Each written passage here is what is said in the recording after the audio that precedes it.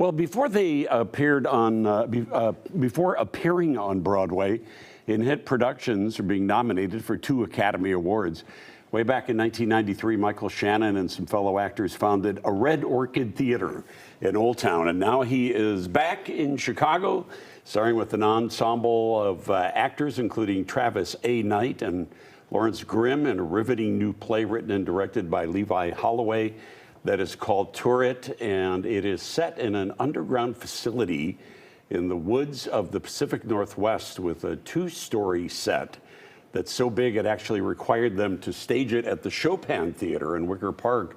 Michael and Travis are here this morning. Guys, welcome. Nice to have you here. Thanks for having us. Welcome back, Michael.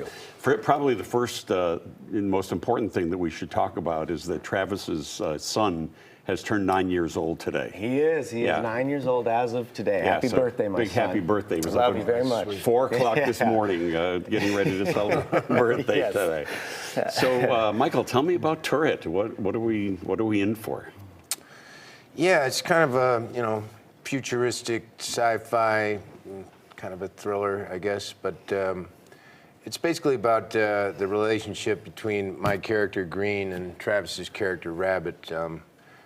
I'm his, I guess, kind of mentor.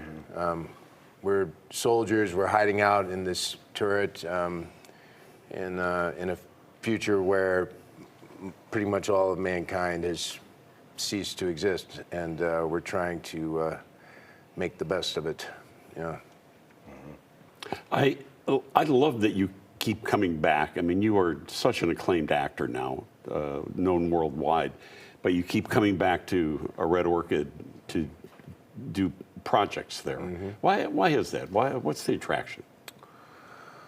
Well, Red Orchid's just such a big part of who I am, what I do as an actor. I started there when I was still an adolescent, and I feel like I owe a lot to the theater.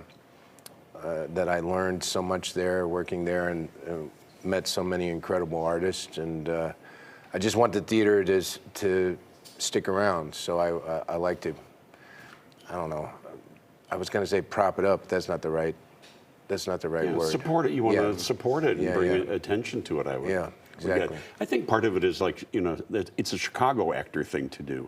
Yeah. Like a lot of the ensemble members at Steppenwolf also do the same thing because they want to, give back to where they got started.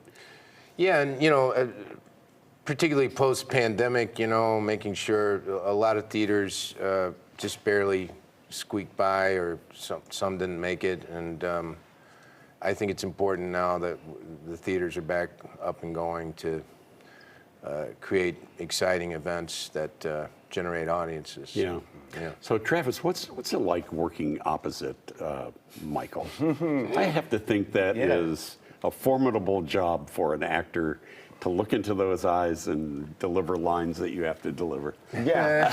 No, that's a great question, and Mike's heard me already talk about this ad nauseum. But it's an honor. It is.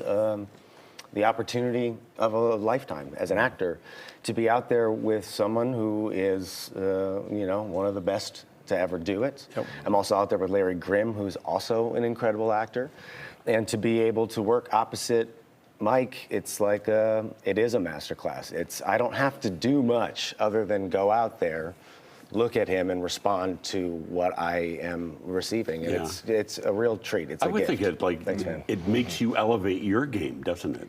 Yeah, I would say so. Yeah, it's like, I know there's a challenge to it. I know going into rehearsal, I was like, well, it's time to really step up. And I love working on plays, and I love the rehearsal process, and I love getting out there and doing this thing in front of a live audience. And every single time we step on that stage, because the show is so demanding in so many different ways. Yeah. It's physically demanding, it's emotionally demanding. It's a really vulnerable heart of a play. And to be out there with someone like Mike, you have to bring your A game every time. And I'm all about that. It's fun. I think I might start calling you Mr. Rockstar after I've seen clips of you doing those dates where you were doing some nights celebrating REM's Murmur album. I mean, you are, look at you here, Mr. Rockstar. Oh dear. Hey. Look at that.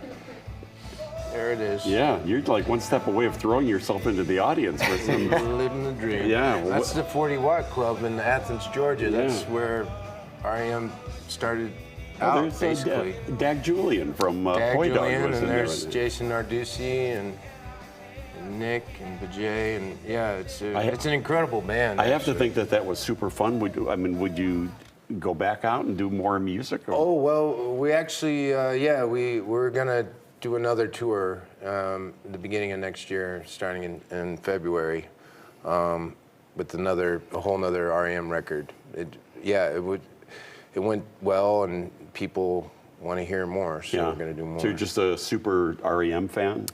I really am, actually, and I would say they're one of my favorite bands. But Jason and I, who I do this with, we've done a bunch of records, other records, but yeah, there's really something about their music, and they actually are very appreciative of it. They came to the show, and that kind of blew our minds that we thought they would want file a cease and desist order or something, but they were into it. So That's you. yeah. In the meantime, you can see Turret. It is in previews now. It's running through June the 9th. It is from a Red Orchid Theater, but it's running over at the Chopin Theater, a beautiful space at Division in Ashland. Michael Shannon, Travis A. Knight. Guys, thank you so much for coming in. Absolutely. Really Thanks for appreciate having it. us. Great to see you.